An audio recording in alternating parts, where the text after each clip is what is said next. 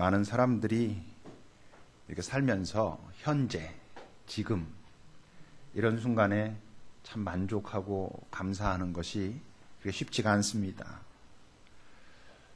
무엇보다도 사람들은 끊임없이 자기 옆에 있는 사람들과 비교하고 경쟁하고 그러니까 자기의 지금에 만족하기가 쉽지 않고요.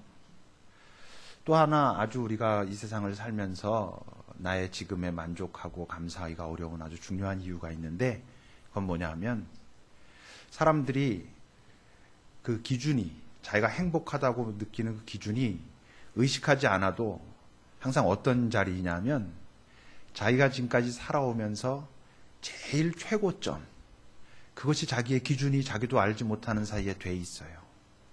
그래서 자기가 지금 뭔가를 이게 가지고 있어도 자기가 지금까지 살아오는 동안 최고점이 아니면 우린 그것 때문에 참 만족하고 감사하고 이러기가 쉽지 않다는 거죠. 자기가 가장 많이 가졌을 때, 가장 높이 올랐을 때 그런 순간들이 자기도 모르게 자기 기준이 돼 있어요. 그러니까 우리가 자주 하는 말 중에 왕년에 내가 이랬다 이런 말들 하게 된단 말이죠. 그러니까 지금보다 더 높았던 어떤 순간들이 항상 내 기준이 돼 있어요. 그 기준이 변하긴 변하는데 높아지기만 하지 낮아지지는 거의 않는다고 하는 거죠. 그러니까 어떻겠습니까? 최고였을 때보다 지금이 낫다면 당연히 행복할 수 없고 그런데 그 상황이 그냥 지속되고 있다면 이젠 당연해지니까 감사할 수 없고 그러니까 인생이 자꾸 그렇게 되는 것입니다. 이제 그런 점에서 보면 그 욥이라고 하는 그분의 인식이 참 대단한 거죠. 많은 것을 가지고 있던 사람 아닙니까? 그런데 이런저런 이유로 많은 것들이 다 없어졌어요. 주변에서는 심지어 자기 아내까지 와가지고 뭐라고 말합니까? 이제 너 하나님을 저주하고 죽으라 라고까지 말해요. 근데 그가 이렇게 말합니다. 욥기 1장 21절에 보면 이렇게 고백하죠. 이르되 내가 모태에서 알몸으로 나왔사온즉 또한 알몸이 그리로 돌아갈 것이다.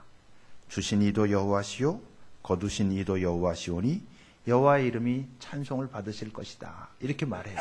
그러니까 지금 그가 많은 것들을 가지고 있다가 다 없어졌음에도 불구하고 그는 여전히 그분 앞에 찬송하고 감사할 수 있는 이유가 있어요. 뭐냐 하면 이 사람은 자기의 기준이 뭐냐 하면 아무것도 없이 내가 나왔다라고 하는 것을 그는 명확하게 알고 있어요. 그러니까 지금까지 자기가 많이 가지고 있었던 것도 다 은혜였는데 이제 그것이 없어졌어도 그 주신 분도 하나님이셨고 가져가신 분도 그분이라면 여전히 그분은 찬양받으실 분이다. 이렇게 고백하고 있는 거죠. 그러니까 그의 삶이 어떨 수 있었다고요? 22절은 계속 이렇게 고백합니다. 이 모든 일에 욥이 범죄하지 않아요. 하나님을 향하여 원망하지 않아요. 그러니까 그는 그야말로 자기가 지금 있는 그 자리에서 하나님을 놓치지 않았어요. 대단한 사람인 것이죠. 우린 쉽게 얘기할 수 있을지 모르지만 대부분의 사람들은 어떻습니까? 아까 말했던 그런 이유 때문에 무조건 더 많이 가져야 되고 최소한 내가 지금 가지고 있는 건 지켜야 되는 거예요. 그래야 내 행복이 그나마 유지될 수 있다고 믿고 살죠. 우리가 지금 아브라함을 살펴보고 있습니다만 지난번에 아브라함이 애굽 땅에 기근이 들어서 가나안 땅에 기근이 들어서 애굽으로 내려갔어요. 근데 잘 생각해 봐야 될 게 있어요. 뭐냐 하면 기근이 들어서 내려갔는데 그가 구체적으로 왜 내려갔냐 하는 거예요. 정말 자기가 가지고 있던 모든 것을 다 잃어버리고 그래서 이제 먹을 것조차 없어가지고 먹을 것을 찾아서 내려갔을까요? 아닙니다. 그렇지 않아요. 여러분 생각해 보세요. 만약 정말로 아브라함과 그 모든 가족과 그 일행이 먹을 것조차 없어가지고 그 남루하고 정말 초라한 모습으로 애굽 땅에 내려갔는데 뭐 애굽에서 지도자들이 그 사람들을 주목하고 그러겠습니까? 이방 땅. 그 애굽의 그 큰 권력과 그 많은 것들이 풍성한 그곳에서 정말 몇몇 사람이 저쪽 이방에 내려왔는데 쳐다보지도 않죠. 누가 내려왔는지 알지도 못하는 거예요. 근데 아브라함이 혹시라도 당신 때문에 내가 죽을 수도 있으니까 누이라 하시오.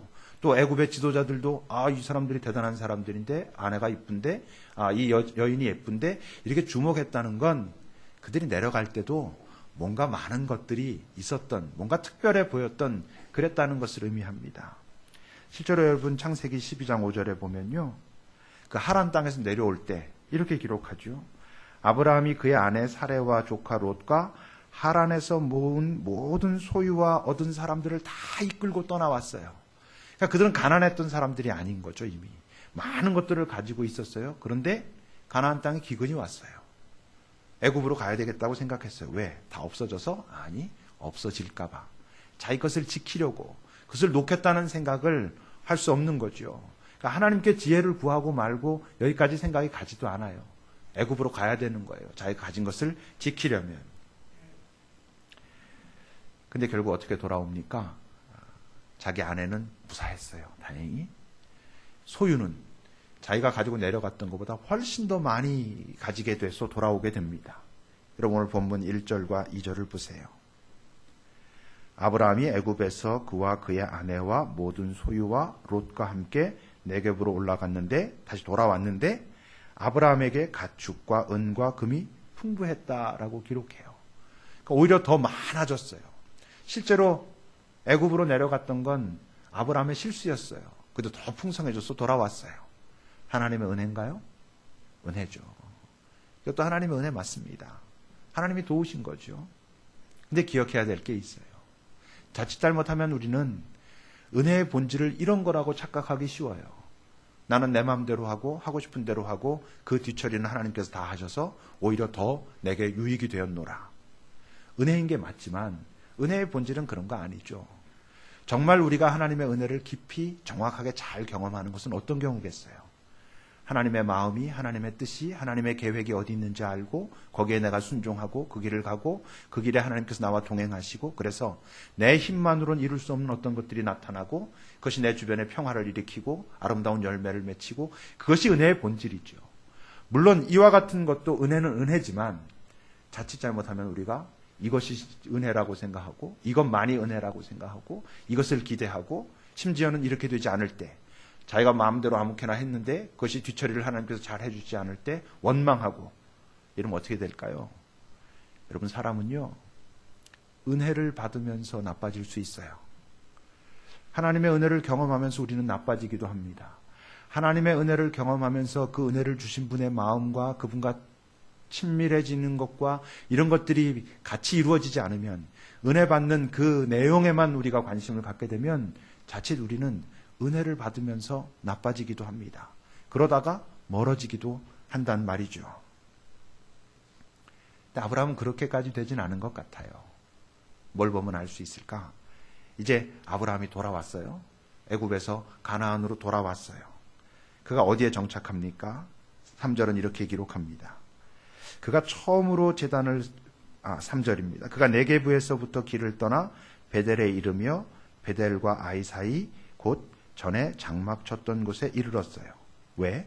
4절을 보면 그가 처음으로 제단을 쌓은 곳이었기 때문이었어요. 거기서 다시 여호와의 이름을 불러요.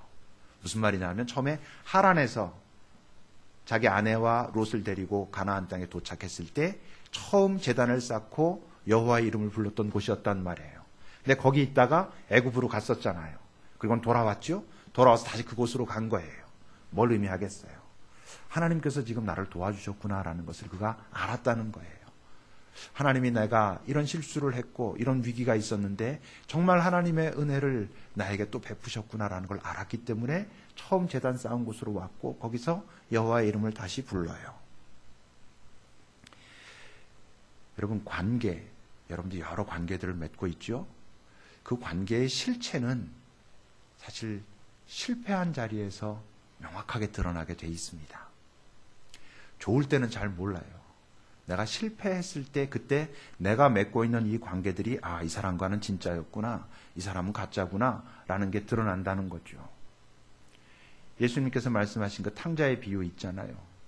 그 탕자, 둘째 아들에게 자기가 맺고 있는 모든 관계의 실체가 드러나던 때가 언제였죠? 그가 실패한 때였어요. 주엽 열매, 그 돼지나 먹는 열매를 먹는데 그것도 부족해가지고 막 그랬을 때, 그가 망했을 때 그의 좋은 친구들이라고 말했던 사람들은 다 없어졌어요. 그때 그가 비로소 알아요. 아버지가 진짜 내 편이었구나. 그걸 알죠. 때로 그 사실은 자주 우리가 실패한 자리에서 하나님이 나를 정말 사랑하시는구나, 하나님이 나를 도우시는구나 라는 걸 알아요. 그래서 아주 때로 하나님은 우리가 실패할 때 그 실패를 허용하세요. 그 실패를 용인하시는 거예요. 기다리는 거예요. 당신이 나에게 어떤 분인지 더 명확하게 보여주시기 위하여 나의 실패를 용인하시기도 해요. 그렇지만 물론 그것을 확인하려고 계속 하나님의 뜻에 반대되는 쪽으로 실패하는 인생으로 가면 그건 나빠지게 되지요. 자, 이제 이 사건을 통해 가지고 아브라함은 성장했을까요? 자기가 실수해가지고 하나님의 뜻을 묻지 않고 애굽으로 내려가고 많은 위기가 있었지만 하나님이 도우셔서 올라왔어요. 하나님과의 관계가 조금 더 친밀해졌어요. 그분이 조금 더 자신에게 구체적이 됐어요. 성장했을까요? 성장했죠. 그러나 성장이란 건 과정이긴 하지만 한 번에 딱 어떤 수준까지 올라가진 않아요. 아직도 더 성장해야 돼요. 여기 성장이란 하나님과의 친밀한 관계 또는 다른 말로 하면 어떤 영적인 통찰력 이런 것들은 하루아침에 되는 건 아니거든요. 시간이 필요하고 노력도 필요하고 그래요. 실제로 여러분 모든 것이 이 세상 모든 것이 이제 조금 알기 시작했는 한 그때가 아예 모를 때보다 더 위험할 수도 있어요. 그래서 왜 그런 말이 있잖아요. 선무당이 사람 잡는다고. 뭐 조금 이렇게 알기 시작했을 때 위험한 거예요. 그럼에도 불구하고 어때요? 그 과정은 중요하죠. 뭐 무당 얘기를 하는 게 좀 그렇긴 하지만 정말 영역 있는 무당이 되려면 선무당의 과정을 거쳐야 되는 거죠. 그러니까 우리도 이런저런 실패를 하면서 성장해 가요. 매우 중요한 거예요. 근데 조심해야 될 것은 뭐 조금 이렇게 본 것 같고 느낀 것 같고 그랬을 때 더 겸손하고 조심해야 돼요. 여러분 한국 기독교가 자칫 잘못하면 조금 어떤 하나님의 은혜를 경험하고 또는 하나님의 능력을 경험했을 때 사람들이 함부로 될 수 있어요. 사람들을 무시할 수 있어요. 세상은 아무것도 아니다. 세상은 우리의 밥이다. 쉽게 말할 수 있어요. 세상은 아무 거예요. 그렇게 쉽게 우리에게 먹히지도 않아요. 조심하지 않으면 오히려 자기가 당하게 되는 경우도 참 많아요. 아브라함도 아직 더 성장해야 돼요. 여기 있는 우리들이 그런 것처럼. 이제 아브라함이 정말 더 성장해야 되겠구나라고 하는 것을 나타낼 사건이 다가옵니다. 어떤 사건인가? 여러분 본문 5절과 6절을 보세요. 그렇게 돌아왔는데 아브라함뿐만 아니라 롯도 양과 소와 장막이 있었어요. 그 땅이 그들이 동거하기에 넉넉하지 못하였는데 왜냐하면 이는 그들의 소유가 많아서 동거할 수 없었기 때문이었다라고 기록합니다. 이전에는 어땠죠? 없어서 문제였어요. 기근이 들어가지고 문제였단 말이에요. 지금은 왜 문제라고? 많아서 문제예요. 이 세상에 그러니까 사방의 문제예요. 어떤 땐 너무 없어서 문제인데 지금은 또 너무 많아서 문제가 발생했어요. 그럼에도 불구하고 본질은 같아요. 아브라함이 아직은 어떤 거냐 하면 내 것은 지켜야 한다. 내 것은 포기할 수 없다라고 하는 그 생각이 뭐 악한 생각으로가 아니라 자연스럽게 그를 지배하고 있어요. 가나안에서 애굽으로 떠날 때도 뭔가 정말로 큰일이 나가지고가 아니에요. 큰일이 날 것 같아서 자기 거를 지키지 못할 것 같아서 내려갔어요. 지금 자기 조카와 동거할 수가 없었어요. 더 정확하게 말하면 동거할 수 없는 게 아니라 평화로울 수가 없는 거예요. 공존할 수가 없는 거예요. 더 정확하게 말하면 동거할 곳이 부족한 게 아니에요. 쌓아둘 곳이 부족한 거예요. 너무 많아서. 자기가 데리고 왔잖아요. 하란 땅에서 롯, 아버지가 먼저 죽었죠. 그래가지고 자기가 데리고 온 조카예요. 그러면 끝까지 잘 보살펴야 될 책임이 사실 있어요. 근데 지금 그렇게 하고 있지 않아요. 세상에 여러분 진짜 큰 싸움은 너무 없을 때 있는 게 아니라 너무 많을 때 진짜 큰 싸움은 벌어집니다. 저는요, 가끔 집에 어떤 물건 이렇게 휴대폰으로 이렇게 결제해갖고 사면요, 내가 5만 원짜리 샀다고 빨리 5만 원 보내라고 그래갖고 진짜 보냈나 안 보냈나 다 가끔 따지기도 하고 이러거든요. 돈이 없으니까 이렇게 따진단 말이에요.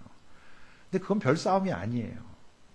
근데 저쪽 삼성과 이런 싸움은 어떤 싸움 벌어지냐면 일단 그 청구한 금액이 한 2천억쯤 돼요.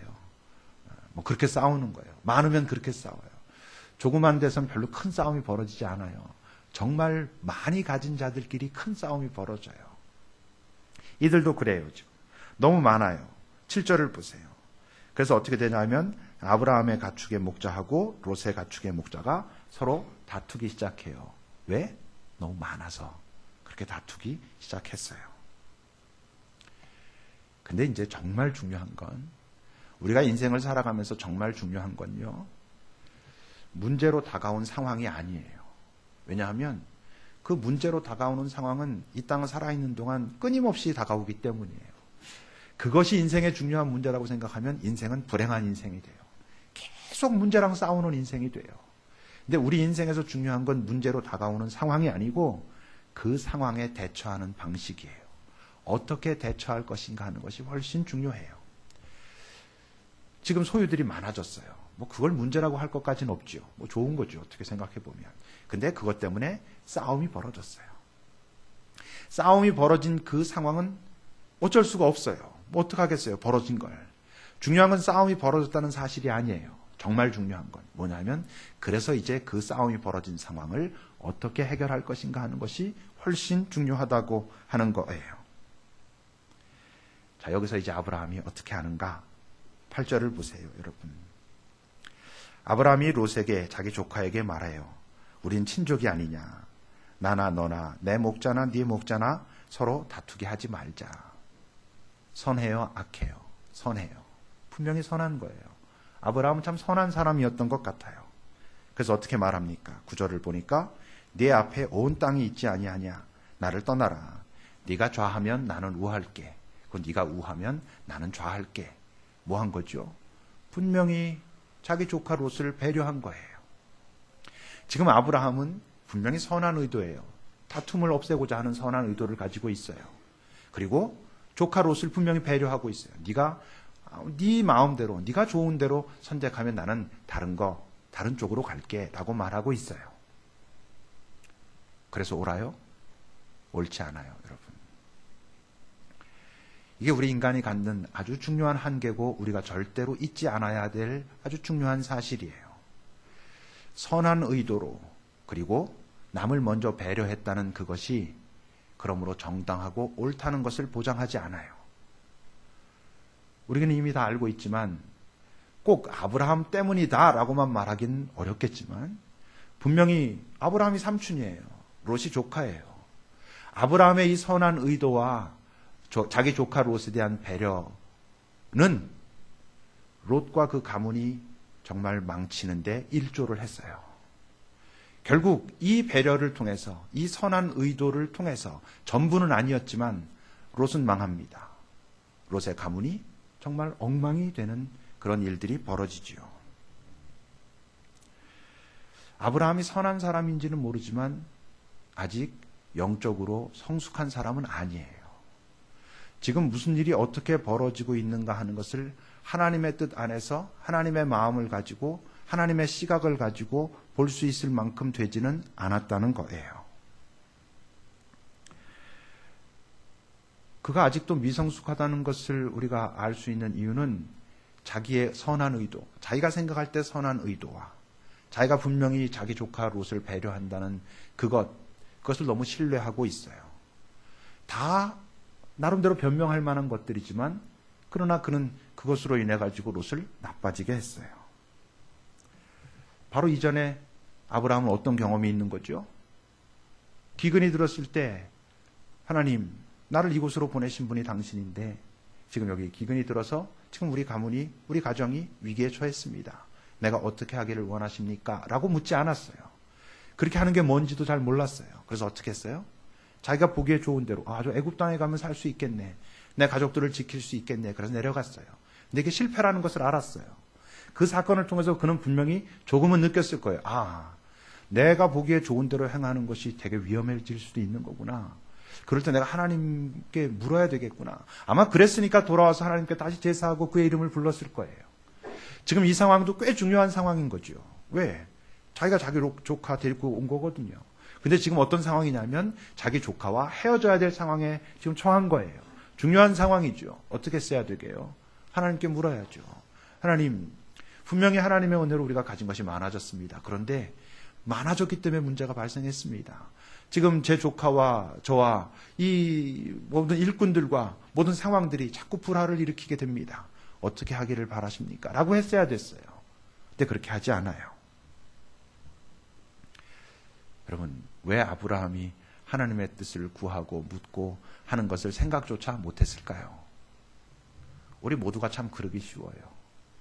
아브라함이 그러지 못한 아주 중요한 이유는 아마도 빠른 해결을 원했기 때문일 거예요.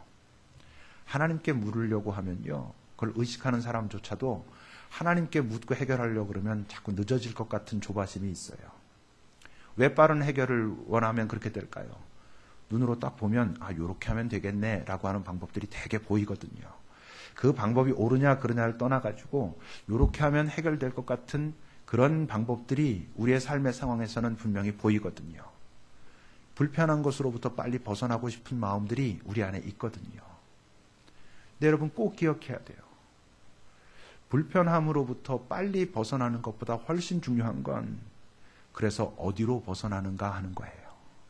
우린 자칫 빨리 벗어나는 것에만 너무 마음을 쓰다가 그렇게 벗어나서 어디로 벗어나지는가를 놓칠 때가 참 많아요.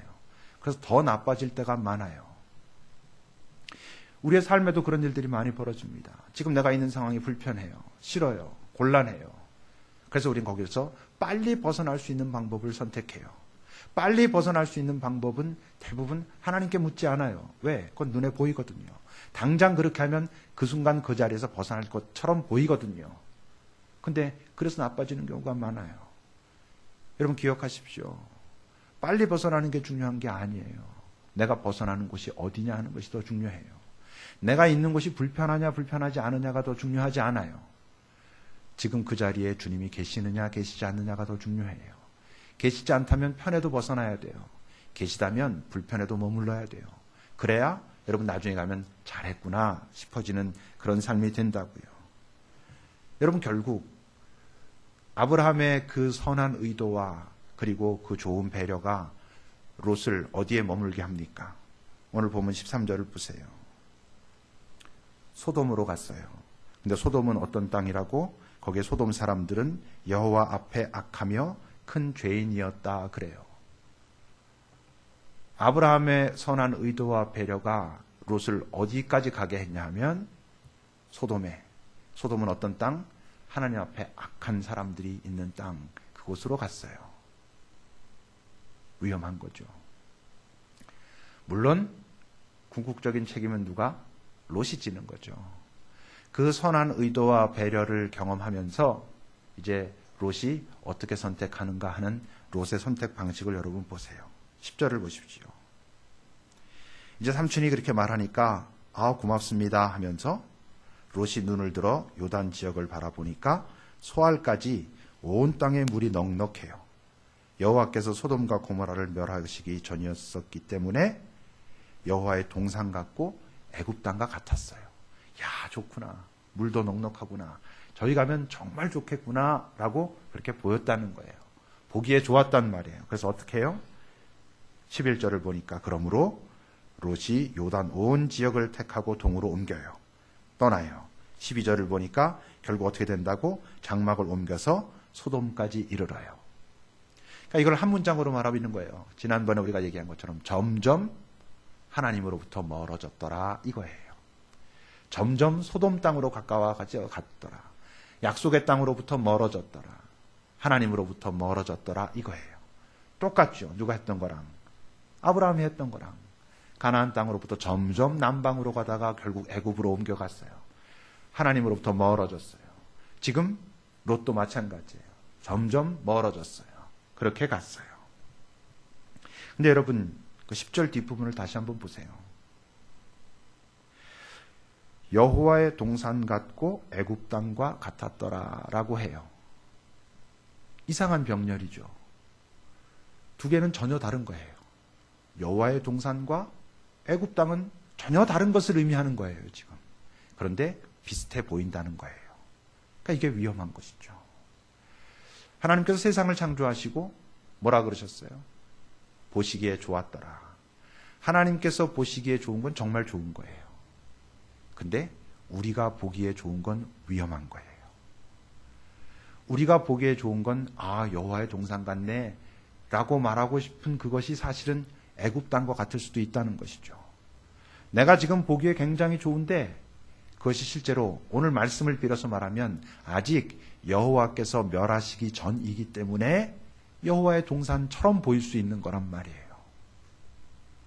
여러분들이 지금 그렇도록 가고 싶은 곳, 그렇게 하고 싶은 것, 그렇게 갖고 싶은 것, 그것이 여러분들이 보기에 참 좋아서 최선을 다해서 노력하고 애쓰고 많은 것을 포기하고 다가서고 있고, 그래서 점점 가까워지고 있는데 사실은 여호와께서 아직 멸하시기 전이기 때문에 그래서만 좋아 보이는 것일 수도 있다는 것이죠. 어떻게 알 수 있을까요? 근데 아니 보기에 여호와의 동산 같고 애굽 땅과 같은 것이 보기에 비슷하면 그걸 어떻게 식별하고 분별할 수 있을까? 여러분 어떻게 하면 알 수 있겠어요? 이렇게 하면 좀 알 수 있지 않을까요? 여러분들이 그곳으로 점점 가까이 다가갈수록 하나님과 가까워지는가? 많은 경우는 자기가 아주 가고 싶다는 이유 때문에 내가 걷기에 가까이 다가갈수록 지금 하나님과 멀어지고 있다는 사실은 놓칠 수 있어요. 아브라함이 그랬었거든요. 롯도 그런 거거든요. 지금 여러분도 그러고 있을 수 있어요. 그것만은 내가 포기할 수 없어. 이건 지켜야 돼. 내가 여기엔 가야 돼. 이것은 가져야 돼. 여기까지는 올라가야 돼. 라고 하는 그것이 거기에 가까이 갈수록 하나님과 멀어지고 있다면 그것은 여호와의 동산 같아 보일지는 모르지만 사실은 애굽 땅일 수 있다는 것을 기억하셔야 돼요. 그러니까 여러분들은 최선을 다해서 노력하고 선한 의도를 가지고 그리고 꽤 주변을 배려하면서 가고 있는데도 불구하고 나중에 가보니까 거기는 여호와의 동산이 아니라 애굽 땅일 수도 있다는 거예요. 거기에 도착했기 때문에 망하는 인생이 될 수도 있다고 하는 것이죠. 여러분들의 요즘 노력하는 그 노력은 여러분들로 하여금 더 잘 예배 드릴 수 있도록 하는지 살피셔야 됩니다. 여러분들이 지금 애쓰고 노력하고 있는 그 이유 때문에 여러분들은 여러분들 주변과 평화로울 수 있는지 공존할 수 있는지 아셔야 된다는 것이죠. 단순히 많은 것이 좋은 것이 아니고 정말 거기에 평화가 있는지 그리고 더불어 함께 살아갈 수 있는지 내가 하나님과 더 가까워지고 그래서 잘 예배하고 그분이 더 내 안에서 충만하신지 여러분 그것을 확인하지 않으면 여호와의 동산인 줄 알고 갔는데 애굽 땅일 수 있어요. 너무 억울하잖아요. 난 그럴 의도가 전혀 없었거든요. 2014년 이제 또 설을 지나면서 우리에게 새로운 마음을 허락하시는데 한번 잘 확인해 보십시오. 요즘 내가 애쓰고 있는 그것이 정말 여호와의 동산인지 여호와의 동산 같기만 한 것인지 확인하고 가셔야 합니다. 기도합시다.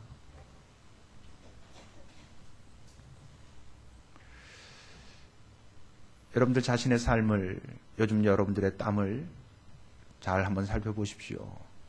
지금 내가 가고자 하는 그곳은 나로 하여금 여호와 하나님과 더 가까워지는가를 확인하셔야 됩니다. 핵심은 그것이 불편한가 불편하지 않은가가 아니라 그곳에 주님이 계시는가 계시지 않는가가 더 중요하다는 것을 잘 기억하면서 내 삶을 하나님 보호하소서, 인도하소서, 나의 의지와 나의 의도를 믿지 않게 하옵소서. 하나님 앞에 잘 묻고 하나님께서 가자 하시는 그곳을 가는 인생이 되게 하옵소서라고 우리 잠시 기도합시다.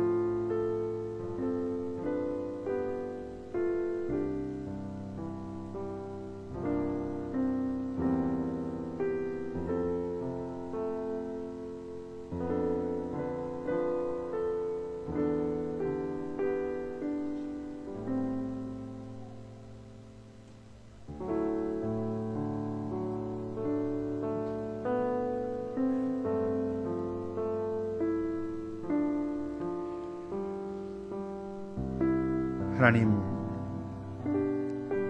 이 세상에 많은 것들은 우리에게 다 여호와의 동산 같은 모습으로 다가옵니다. 그래서 갖지 않으면 안 될 것처럼, 그곳에 도착하지 않으면 안 될 것처럼 우리에게 다가옵니다. 그러나 주님, 우리에게 지혜를 주사, 그 지혜를 하나님 앞에 구하고자 하는 용기를 주사, 우리로 하여금 진짜 여호와의 동산만을 우리가 가려낼 수 있게 하옵소서. 지금 내가 불편하다고 그것이 애굽 땅이 아니요, 저희 가면 편하다고 그것이 여호와의 동산이 아니라, 지금 그것이 불편하든 편안하든 하나님이 계셔야 여호와의 동산인 것을, 내 주님이 계시지 않으면 아무리 편안해도 그것은 그저 애굽 땅인 것을 우리가 잘 기억할 수 있도록, 주님, 우리가 그 마음을 놓치지 않도록 오늘도 우리에게 당신의 은혜를 베풀어 주소서.